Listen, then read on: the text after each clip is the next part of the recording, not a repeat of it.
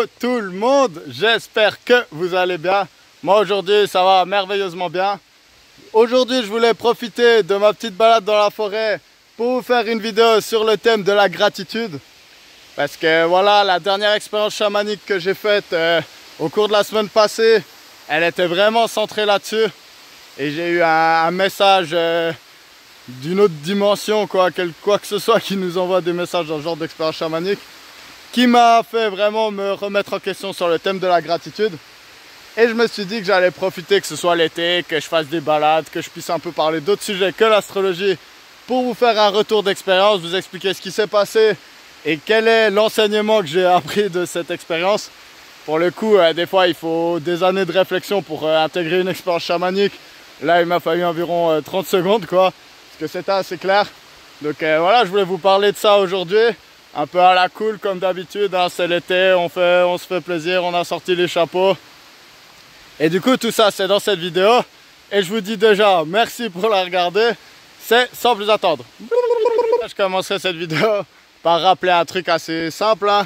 C'est que j'encourage personne à faire les mêmes expériences que moi. Tout comme je vous décourage pas de pas le faire non plus, hein. Donc vous êtes des adultes j'espère, pour la plupart. En tout cas je vais faire en sorte que les adultes qui puissent regarder cette vidéo. Mais voilà, chacun est libre en conscience de faire ce qu'ils veulent. Il y en a des, ils veulent passer leur week-end dans des bars à oublier leur peine avec de l'alcool. Je l'ai fait énormément, je le referai encore, donc voilà. C'est pas un jugement, mais il y a des choses mieux pour votre santé à faire. Notamment ce genre d'expériences chamaniques qui ont vraiment le pouvoir de guérir l'âme, le cerveau, le corps. Mais qui ont aussi le pouvoir de vous amener à l'asile psychiatrique. Donc voilà, moi j'ai plus de 18 ans où je pensais que ce genre de choses ça allait sauver absolument toute la planète et tout. C'est pas que je le pense plus, mais c'est que avec le temps, les festivals hippies et toutes ces choses que j'ai pu faire, j'ai aussi une vision un peu plus nuancée en fait de ce sujet. Et je vois aussi comment justement c'est pas que tout rose. Mais voilà, j'ai pas non plus honte de faire ce genre d'expérience. Et vu que j'ai pas honte de le faire, je me dis autant faire comme je fais d'habitude sur cette chaîne, vous parler de ça de manière sincère, honnête et avec le positif, le négatif. Et bah, surtout mettre l'accent sur le positif parce que voilà, ça reste mieux dans la vie. Et du coup voilà, ça c'était la petite préface que je voulais faire avant de commencer à parler du sujet. Cette expérience chamanique, je l'ai eue en fumant de la changa. Alors la changa c'est quoi? J'ai déjà fait plusieurs vidéos sur le sujet. La changa c'est de l'ayahuasca fumable. Et du coup c'est quoi l'ayahuasca pour les personnes qui ne connaîtraient pas? Même si ça commence à devenir vraiment assez mainstream comme sujet. En gros l'ayahuasca c'est un mélange de plusieurs composés organiques végétaux. Mais chimiquement ce qu'on recherche dans l'ayahuasca ou dans la changa qui a la version fumable, c'est avoir une plante qui a une grosse concentration de DMT, diméthyltryptamine, la fameuse molécule de l'esprit qui est sécrétée par le cerveau quand on rêve ou quand on meurt. Donc c'est une molécule qui a beaucoup à voir sur la manifestation de la réalité holographiquement dans notre cerveau, dans notre tête en fait quand on imagine les choses. Et on va mélanger une plante, donc normalement ça va être par exemple le Mimosa hostilis, c'est une plante très couramment utilisée pour ça, avec quelque chose d'autre qui contient des IMAO, inhibiteurs de monoacide oxydase, qui est en fait l'enzyme qui détruit la DMT dans le corps. Parce que forcément, si on crée une molécule endogènement, qu'est-ce qui va se passer? On aura toujours une contre-enzyme qui va permettre de réguler les taux dans le corps. Pour en gros quoi? Bah, pour pas triper sa race et voir des aliens quand on mange de la salade, hein. Donc c'est ça le but, c'est de mélanger à la fois la contre-enzyme qui va bloquer la destruction en fait de la DMT dans le corps et nous permettre en fait d'avoir une expérience chamanique qui est prolongée, parce que sinon il faut fumer le cristal de DMT directement et c'est pas forcément pratique. Là en gros on peut faire des mélanges soit sous forme de thé, c'est ça l'ayahuasca, soit sous forme fumable, c'est la changa. Donc ça l'ayahuasca, ça a été découvert il y a des milliers d'années en Amazonie. Comment? Bah, si on demande aux chamans comment ils ont découvert ça, ils vont juste dire ils ont demandé aux plantes et les plantes elles leur ont expliqué quel mélange ils devaient faire et de quelle manière. Voilà, je sais que ça paraît perché, mais voilà quoi, de toute façon la réalité elle est beaucoup plus perchée que ce que vous pouvez penser, donc voilà quoi.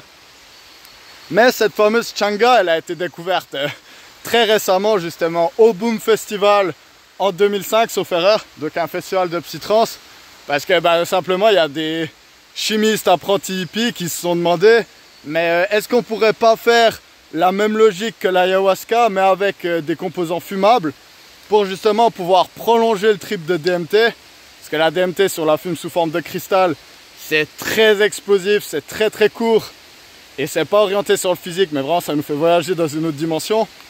Et là en gros ils se sont demandé, mais est-ce qu'on pourrait pas faire pareil avec des plantes, mélanger ça, rajouter les IMAO, pour pouvoir fumer ça non pas sous forme de douille, pipe, mais plus comme un joint, quelque chose qui se fume plus lentement en fait, même si on peut le fumer très vite aussi, pour avoir une expérience chamanique prolongée.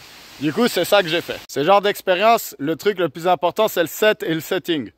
Donc le set, c'est où c'est que vous le faites, dans quel endroit, le matériel exactement que vous allez prendre. Et le setting, c'est vraiment la tête, c'est comment vous êtes dans votre vie en fait. Est-ce que vous êtes en bonne santé ou est-ce que vous avez le rhume? Est-ce que vous êtes dépressif en ce moment? Est-ce que vous êtes stable en fait? Et toutes ces choses, c'est des choses qui vont énormément impacter cette expérience chamanique. Et du coup, ça faisait quelques mois en fait que j'avais de côté pour faire justement un gros trip de Changa. Parce que moi, si je le fais pas à moitié, c'est comme ça. Ça, c'est ma personnalité. De nouveau, je vous dis pas de faire les choses comme moi. D'ailleurs, je vous conseille pas de faire les choses comme moi parce que, voilà, d'expérience, les gens, ils arrivent pas forcément à faire la même chose que moi sans y perdre beaucoup de plumes. Mais moi, voilà, je crois que c'est comme ça. Moi, j'ai besoin d'être secoué de temps en temps.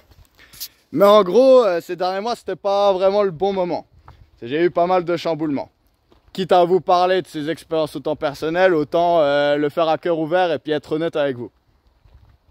En gros, je m'étais séparé d'une fille avec qui ça allait vraiment top. Genre, cette fille, elle m'a fait recroire en l'amour en fait. Après plusieurs années où c'était un peu plus compliqué, où je faisais un peu plus le fuckboy et ce genre de choses en fait. Et aussi, voilà, professionnellement, j'ai dû changer de travail plusieurs fois. Puis ça m'a fait me poser des vraies questions sur est-ce que j'ai choisi le bon métier? Est-ce que vraiment mes talents ils sont exploités de la bonne manière dans mon domaine? Est-ce que je devrais pas me reformer dans quelque chose d'autre? Et puis du coup, forcément ces périodes de transition, des fois on se dit voilà, comment je vais payer les prochaines factures, hein, tout bêtement. Parce qu'en Suisse, il y a une shit thune, mais les factures aussi, c'est compliqué quand on est dans ces périodes de transition justement.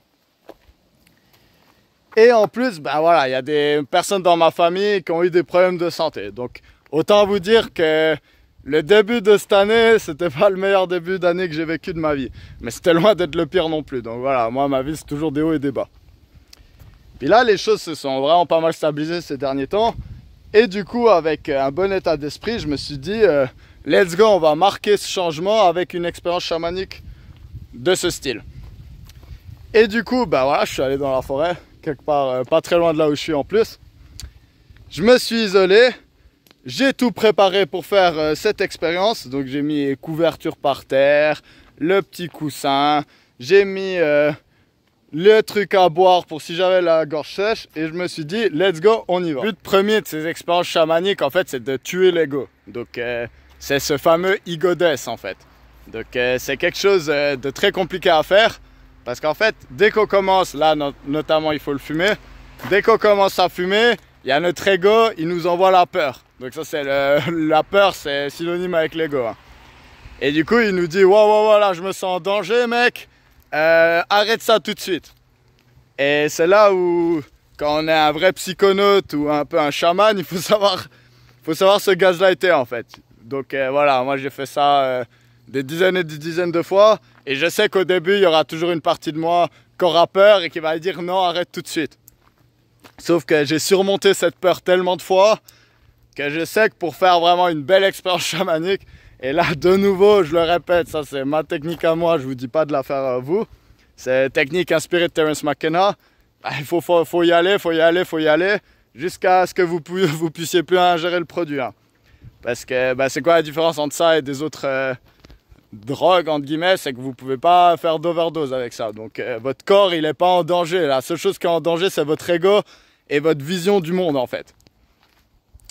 Et du coup voilà, j'ai commencé à fumer ça. Je fume et très vite j'ai un inconfort énorme qui s'installe et qui fait genre wow mec, pourquoi tu fais ça tout seul dans la forêt, mec? Et là, je commence à sentir, ça devient de plus en plus fort, plus en plus fort. Je commence à avoir des patterns un peu partout. Les choses, elles commencent à... Je commence à devenir un peu quasiment comme si j'étais dans Minecraft, en fait. Les bruits de la forêt, ils changent énormément. C'est toutes les perceptions, elles sont vraiment attaquées, en fait. Et là, moi, je prends mon courage à deux mains et je fais non, non, non, faut jamais y aller à moitié. Faut toujours continuer. Du coup, c'est très compliqué à fumer la DMT. Parce qu'en gros, il faut prendre des énormes lattes, les garder très longtemps dans les poumons et faire ça le plus possible en fait. Et du coup, je fais ça, je finis mon joint, je l'écrase et là, je me couche par terre. Et là, waouh, waouh, c'était intense, c'était vraiment intense. Donc là, moi, je vois plus rien, yeux ouverts, yeux fermés, ça change rien. Cette changa-là, elle est très physique en fait. Donc vraiment, je sens mon cerveau, des endroits qui choquent, ça commence à masser mon corps dans des endroits. J'ai des endroits du corps qui commencent à trembler, à vibrer comme si je me défaisais de mes nœuds que j'avais dans le dos, ce genre de choses. Et là, c'est la changa qui est sous contrôle. Hein. Là, il faut laisser aller, il n'y a plus rien à faire. Hein. Et qu'est-ce qui se passe? Bah, je laisse pas aller justement. Au début, je me dis, oh putain, c'est chaud, putain, c'est chaud. Et vraiment, je me dis, wow, j'aurais pas dû faire ça, vivement que ça s'arrête, vivement que ça s'arrête, vivement que ça s'arrête. Et ça, c'est le pire truc qu'on peut se dire dans une expérience chamanique. Parce que ça nous met quoi? Ça nous met dans la vibration du rejet, de la peur, de non, wow, pourquoi je traverse ça? J'ai pas envie de traverser ça. J'aurais préféré boire une bière et puis oublier mes problèmes.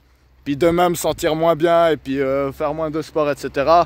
Parce que l'alcool, c'est un très mauvais moyen justement d'oublier ses problèmes. Et là, qu'est-ce qui se passe? Ben là, j'ai la clé, parce qu'il faut toujours une clé dans les tripes en fait quand ça va pas bien. Et c'est tout con, mais je me dis juste, waouh, merci la changa, parce que là, je sais que tu es en train de me guérir. Parce que j'ai cette confiance qu'à chaque fois que j'ai fait une expérience, même si sur le coup, mon ego, il panique, il est dans le dur, etc., j'ai toujours un message qui va m'aider dans la vie. Et toujours, je me sens mieux après, y compris physiquement, justement. Donc c'est ce que je dis, c'est pas une blague, le truc d'avoir des tensions dans le dos. Les tensions, c'est des nœuds énergétiques à cause de nos émotions. Parce que les émotions, c'est les énergies qui circulent dans le corps. Et du coup, des fois, on a des tensions. Et puis là, ça va... Ça vibre totalement notre tension. On ne sait pas trop ce qui se passe. En même temps, on voit des patterns géométriques multicolores pendant qu'on a cette expérience. Et qu'est-ce qui se passe? Bah, après, les tensions, elles partent. Et du coup, je me dis, non, je peux pas aller contre l'expérience. Je peux pas juste me mettre en boule, pleurer, puis attendre que ça passe. Donc, si vous savez pas, ça dure environ 10 minutes. Donc, c'est extrêmement court. Mais je peux vous garantir que 10 minutes, quand ça se passe mal dans ces univers-là, c'est vraiment assez violent, quoi. Ah, du coup, je suis en train de mettre la résistance. Je me dis, non, non, non, c'est pas possible. Faut que le trip, il s'arrête. Et là, je me dis, mais ça sert à rien. De toute façon, mec, là, t'as pris la décision de fumer ça. Tu l'as fait, maintenant, t'as pas d'autre choix que d'assumer et d'accepter ce qui vient. Et du coup, qu'est-ce que j'ai fait? J'ai dit merci. Merci la changa. Et moi, j'appelle ça la changa parce que il y a une âme, il y a quelque chose qui est dans ces plantes en fait. Tout comme dans les champignons notamment. D'ailleurs, je vais faire des vidéos sur la glossolalie et les champignons tout bientôt. C'est un des autres thèmes que je voulais parler justement. L'évolution du langage grâce aux psychédéliques. Et là, je dis merci dans ma tête. Je dis merci. Merci la changa, merci. Même si c'est la galère, même si c'est la merde, merci. Et là, il y a une énorme fleur qui commence à s'ouvrir à partir de mon cœur. Et là, vraiment, tout mon corps, il est rempli d'euphorie, de bonheur, de lâcher prise. Et là, j'entends une voix dans ma tête. Pas ma voix dans la tête, ou la voix de mon ego, mais la voix justement de cette entité qui vient parler. Et elle me dit, eh ben voilà, c'est ça qu'il faut. Et là, toute cette expérience qui était désagréable physiquement, mentalement, où genre j'étais face un peu à cet état d'esprit justement de doute sur ma vie, sur les décisions que j'ai. Est-ce que j'ai pris les bonnes routes? Est-ce que j'ai pris les bons chemins? Est-ce que je me suis comporté de la bonne manière avec les personnes que j'aimais? il y a tout qui s'est fait prendre par cette fleur lumineuse à partir du moment où j'ai dit merci. Et là pour le gag, parce qu'il y a toujours un gag dans ces expériences, il y a toujours une partie de sacré et une autre partie qui nous dit non mais crois pas que le sacré c'est ce que tu penses. Je ferme les yeux, enfin j'avais de toute façon les yeux fermés tout le long de l'expérience. Et en fait toutes ces patterns de fleurs, vie de ma mère, c'est pas une blague, elles ont comme un brin qui sort et qui me tire des doigts d'honneur comme ça. Et toutes les plantes elles vont de haut en bas comme ça. Et je les vois me tirer des doigts et me faire « Bah ouais petit bâtard, il faut dire merci dans la vie, ça va mieux, il faut dire merci ».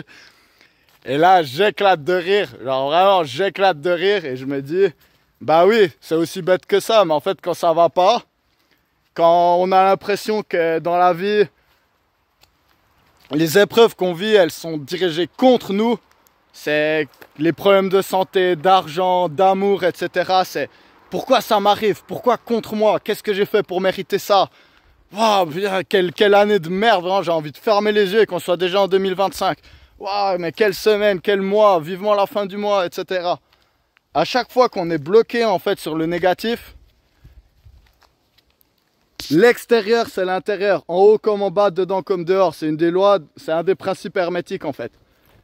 Et quand on est concentré sur les mauvaises choses en fait, sur le négatif justement, à l'intérieur de nous on manifeste le manque, on manifeste, bah voilà, si on est concentré sur nos ex avec qui c'est pas allé, on manifeste bah justement la solitude, la tristesse amoureuse. Si on se concentre sur le manque d'argent, on manifeste le manque d'argent en fait.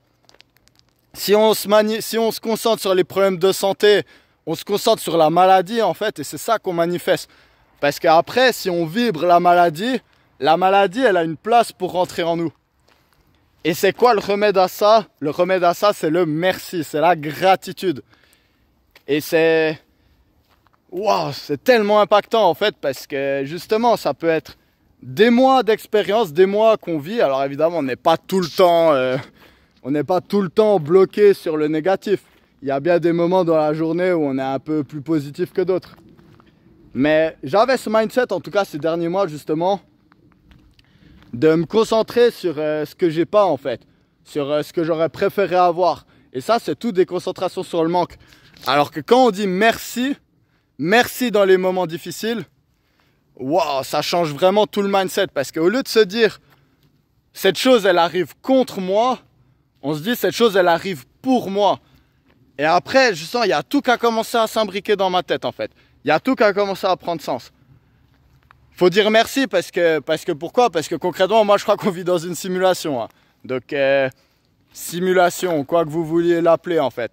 Moi, je pense qu'on s'incarne comme dans un jeu vidéo, on s'incarne dans cet univers pour vivre des expériences et même les pires expériences. Donc, ben, vous le voyez bien dans un jeu vidéo. Une fois que vous jouez à votre jeu vidéo, votre personnage il se fait empaler par une épée ou j'en sais rien quoi. C'est pas une expérience cool en fait. Mais ça, ça nous amuse en fait. C'est une expérience qu'on fait et ça nous permet de progresser. Ah ok, bon, ce boss là, il va faire 2 coups d'épée contre la droite, une roulade et nous planter. Puis du coup, qu'est-ce qu'on se dit? On se dit, ah ok, je dois esquiver. Puis là, je dois me baisser pour pouvoir, bam, après lui couper la tête. Et la vie, c'est un peu ça. Hein. C'est un peu ça. En tout cas, moi, c'est ma vision que j'ai. Et ce que j'ai remarqué, c'est que les pires choses qui ont pu m'arriver dans ma vie, que ce soit des problèmes familiaux, des déceptions sentimentales, des trahisons, des problèmes professionnels, etc. Au final, tout ça, ça m'a rendu plus fort. Si je peux vous parler autant à cœur ouvert de certains problèmes, par exemple, je sais rien, les traumas d'enfance ou ce genre de choses, c'est parce que je les ai vécus et j'ai dû transmuter cette énergie dans quelque chose de positif. Et du coup, c'est pour ça que je suis vraiment remerciant envers la vie de toutes ces expériences que j'ai eues. Parce qu'au final, il y a tellement de choses dans lesquelles je peux dire merci pour la vie. Je peux dire merci parce que là, je suis en très bonne santé. Je suis sûrement dans la meilleure santé que j'ai jamais eue de ma vie. Et puis très vite, ça peut changer ça. Finalement, même si des membres de ma famille ont des problèmes de santé, ça c'est allé. Donc là, j'ai pas quelqu'un de mourant dans mon entourage. Pareil, ça pourrait changer, donc il faut être remerciant pour ça. Puis ouais, les problèmes d'argent, ça reste des problèmes d'argent en Occident. Moi, j'ai jamais eu faim. Donc même quand je fais des jeûnes, j'ai toujours de la nourriture chez moi pour plus tard. Et puis même quand c'est plus compliqué les fins de mois, quand ça a pu être plus compliqué les fins de mois, il y a toujours des gens qui m'aiment et puis qui sont là pour m'aider, pour dépanner un peu d'argent pour acheter des choses ou de la nourriture, des choses comme ça. Donc en fait, il y a tellement de raisons d'être pareil professionnellement. Ouais, c'est vrai, des fois, ouais, j'ai un peu de la peine dans les métiers traditionnels, les 9 to 5 où je dois suivre des plans toute la journée et puis faire mes petits montages parce que j'ai des troubles de l'attention. Donc ça va être d'ailleurs le thème d'une autre vidéo. Je vous ai dit, il y a plein de vidéos, j'ai envie de vous parler. Oui, d'un côté c'est compliqué, mais de l'autre côté j'ai pu monétiser ma chaîne YouTube. Donc maintenant je gagne de l'argent avec ma chaîne YouTube. Et là j'ai que gratté la surface en fait. De professionnellement, comment justement grâce à internet, des vidéos, des études de thème astral, du coaching, des choses comme ça, bah, je peux avoir professionnellement une situation justement qui me permet de travailler partout dans la planète et tout. Donc pareil, ça je dois être remerciant envers vous tous qui regardez ces vidéos, qui commentez, qui m'écrivez, qui me donnait la confiance de me dire waouh, ce que je fais, il y a un sens en fait. C'est pas juste, je suis pas juste en train de faire des vidéos dans la forêt tout seul, personne regarde, tout le monde s'en fout quoi. Et du coup, toutes ces choses, c'est des choses dans lesquelles on peut être vraiment reconnaissant. Et quand on est reconnaissant, quand on vibre la gratitude, qu'est-ce qui se passe? On vibre l'abondance. Après, on se dit justement genre waouh, mais en fait, bah justement, typiquement, ah mais en fait, je réfléchis à plein de trucs. Et je peux simplement aller dans la forêt tout seul. Et au lieu de penser dans ma tête, je pense à voix haute. Je filme ça, je partage. Et il y a de l'intérêt. Les gens regardent, les gens aiment, les gens commentent, les gens me disent des choses. C'est ça l'abondance justement. Et du coup, quand je suis dans la forêt, au lieu de me dire ah ouais, j'ai des difficultés là, je me dis waouh, mais j'ai ce truc d'abondance, je peux faire ça. Pareil pour la santé, je peux me dire waouh, là je suis dans une période, je peux faire 4 heures de sport par jour en fait. Et je peux marcher dans la forêt comme un malade, j'ai jamais de courbature, jamais rien. Parce que j'ai entraîné mon corps à ça. J'ai membres de ma famille, ils sont toujours là. Donc je peux aller voir mes soeurs, je peux aller voir mes nièces, je peux aller voir ma mère. Puis c'est vraiment des belles choses en fait. Puis du coup voilà, ça c'est l'enseignement que j'ai appris dans ce trip de Tchanga. Voilà, cette expérience, elle m'a vraiment apporté un nouveau souffle dans ma vie en fait. Un souffle vraiment positif. Ça m'a rappelé que quelles que soient les épreuves que je vis, karmiquement, je les ai sûrement choisis au moment de m'incarner dans cette vie-là, avec mes qualités et mes défauts, avec les euphories et les extases que j'allais vivre, et les traumas, et puis les moments vraiment difficiles aussi. Donc voilà, je pense que au début, quand on s'incarne, bah, comme je l'ai dit, je pense que la vie c'est un jeu vidéo, et quand on s'incarne, bah, on s'incarne avec un thème astral, un karma, etc. Et le but, bah, justement, c'est... Bah, comme dans un jeu vidéo, c'est de réussir à faire le jeu. Et bah voilà, il y a des gens, leur vie c'est un jeu d'action, il y en a des autres c'est une comédie musicale, il y en a des autres ça va être une sitcom familiale, et il y en a des ça va être, j'en sais rien, un jeu d'aventure, vous êtes seul sur une île déserte, j'en sais rien, il y a 20 000 vies à avoir dans cette grande simulation, on s'incarne tout ce qui est la Terre.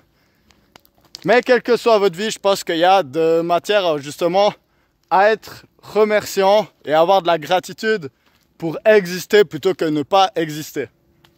Donc voilà, je pense que c'est aussi ça, la dualité de l'incarnation. Je pense qu'on est le tout, on est Dieu. Et Dieu, il en a marre d'être tout, d'être à la fois l'alpha, l'oméga, le présent, le futur, le passé, le tout, le rien. Et du coup, qu'est-ce qu'il fait? Il s'incarne dans des créatures qui ont un ego, qui créent cette illusion de division en fait. Illusion qu'on n'est pas tous, on fait pas tous partie de Dieu en fait.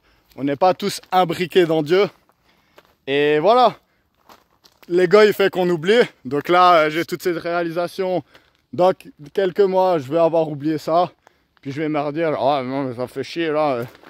Pourquoi ça m'arrive ça à moi, blablabla. Et c'est pas grave. Le but de la vie, c'est de jouer au jeu en oubliant que c'est un jeu. Donc voilà quoi. Des fois, c'est bien de se rappeler de tout ça, surtout quand ça va pas et qu'on a besoin de motivation. Mais je pense qu'au final, le but, ça reste aussi de vivre tous ces problèmes et puis de les vivre avec l'ego et de se dire, ouais, c'est à moi que ça arrive et pas aux autres parce que bah, c'est le but du jeu vidéo aussi. Mais voilà, quand on est trop pris là-dedans, il y a toujours des petits éclairs de conscience qui nous rappellent non, non, non, oublie pas, ta vie, c'est pas seulement ta vie. Toi, ta vie, c'est la vie de tous les autres en fait, parce qu'on n'est que un dans cette galaxie. Du coup, voilà, ça sera tout pour la vidéo sur la gratitude. J'ai beaucoup aimé vous faire ce petit retour d'expérience. Voilà, des fois j'hésite, est-ce que je leur parle de ces expériences un peu de perché ou pas? Et après, je me dis que, que voilà, vu la situation dans laquelle on vit, et vu ce que les gens ils essaient de nous faire dire, qu'est-ce qu'on devrait faire pour notre santé, etc. Je pense que ça fait jamais de mal de rappeler qu'il y a des alternatives à part les antidépresseurs dans la vie. Et scroller sur son téléphone, il y a des choses qui nous connectent à la nature et au cosmos. Maintenant, il faut juste avoir le courage de le faire et le faire de la bonne manière. Donc voilà, je vous retrouve tout bientôt pour, comme je vous l'ai dit dans la vidéo, pas mal d'autres vidéos hors sujet. Après, on verra quand je vais commencer à vous faire les vidéos sur les compatibilités amoureuses. Ça doit venir aussi. Je dois lancer le train en fait, que ça commence. Après, je vais pouvoir vous en faire pas mal. Mais voilà, au début, je dois toujours me dire c'est quoi le format que je vais faire, comment je vais structurer ça, etc. Et une fois que j'ai trouvé, en général, ça va assez vite. Je vous fais en tout cas plein de bisous et je vous souhaite un bon été ou une bonne période de votre vie, quel que soit le moment où vous regardiez cette vidéo. Et je vous encourage à vraiment être gratifiant de la vie que vous avez, y compris des mauvaises choses qui vous sont arrivées, parce que c'est ça qui vous fait grandir. Je vous retrouve tout bientôt. Allez, ciao ciao tout le monde.